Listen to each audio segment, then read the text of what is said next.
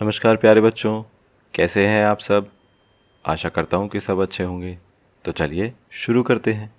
तो ये हमारी हिंदी की किताब में पाठ दूसरा है, शेखीबाज मक्खी।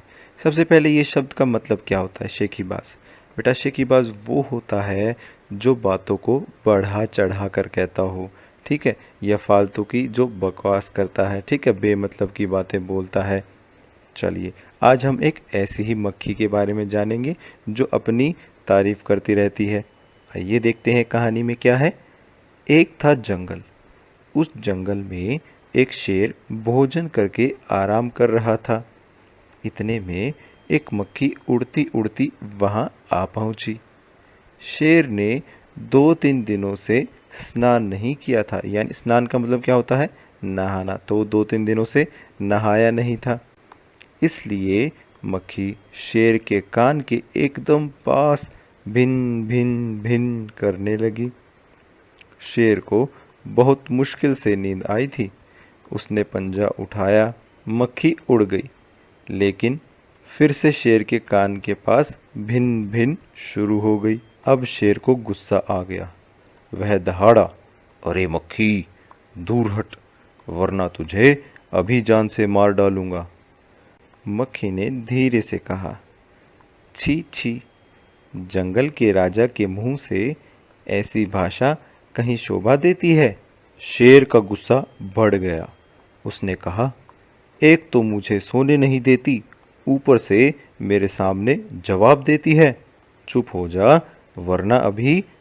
मक्खी बोली, वरना क्या कर लोगे। मैं क्या तुमसे डर जाऊंगी। मैं तो तुमसे भी लड़ सकती हूँ। हिम्मत हो तो आ जाओ। तो ये देखिए, यहाँ पर चित्र में दिखा रखा है कि जो ये मक्खी है वो शेर से लड़ रही है। शेर आग बबूला हो उठा। आग बबूला का मतलब होता है कि उसे बहुत ज़्यादा गुस्सा आने लगा, ठीक है, और वो आग की तरह जलने लगा। उसने कान के पास पंजा मारा। मक्खी तो उड़ गई, पर कान जरा छिल गया। मक्खी उड़कर शेर की नाक पर बैठी, तो उसने मक्खी को फिर से पंजा मारा। मक्खी उड़ गई और अब की बार शेर की नाक छिल गई। मक्खी कभी शेर के माथे पर बैठती, कभी गाल पर, तो कभी गर्दन पर। शेर पंजा मारता जाता और खुद को घायल करता जाता। मक्खी तो फट से उड़ जाती। अंत में शेर ऊब गया, थक गया।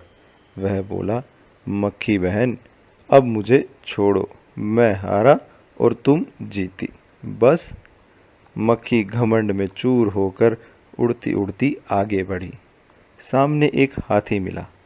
मक्खी ने कहा, अरे हाथी, मुझे प्रणाम कर। मैंने जंगल के राजा शेर को हराया है, इसलिए जंगल में अब मेरा राज चलेगा। हाथी ने सोचा, इस पागल मक्खी से बहस करने में समय कौन बर्बाद करे। हाथी ने सूंड ऊपर उठाकर मक्खी को प्रणाम किया और आगे बढ़ गया। सामने से आ रही लोमड़ी ने यह सब देखा। लोमड़ी मंद मंद मुस्कुराने लगी। मंद मंद का क्या मतलब होता है, धीरे धीरे, हल्के हल्के से। इतने में मक्खी ने लोमड़ी से कहा, अरे ओ लोमड़ी, चल मुझे प्रणाम कर। मैंने जंगल के राजा शेर और विशाल काय हाथी को भी हरा दिया। विशाल काय का क्या मतलब होता है, विशाल काय का मतलब होता है बहुत ही बड़ा, ठीक है। हाथी बड़ा होता है ना बहुत ज़्यादा, उसको वो क्या बोल रहे हैं, विशाल काय हाथी। लोमड़ी ने उसे प्रणाम किया, फिर धीरे से बोली, धन्य हो मक्खी रानी, धन्य हो। धन्य है आपका जीवन और धन्य है आपके माता पिता। लेकिन मक्खी रानी, उधर वह मकड़ी दिखाई दे रही है ना, वह आपको गाली दे रही थी, उसकी ज़रा खबर लो ना। यह सुनकर मक्खी गुस्से से लाल हो उठी। मक्खी बोली, उस मकड़ी को तो मैं चुटकी बजाते ख़त्म कर देती हूँ। यह कहते हुए मक्खी मकड़ी की तरफ झपटी और मकड़ी के जाले में फंस गई। मक्खी जाले से छूटने की ज्यों ज्यों कोशिश करती गई, त्यों त्यों और भी अधिक फंसती गई। अंत में वह थक गई, हार गई। यह देखकर लोमड़ी मंद मंद मुस्कुराती हुई वहाँ से चलती बनी।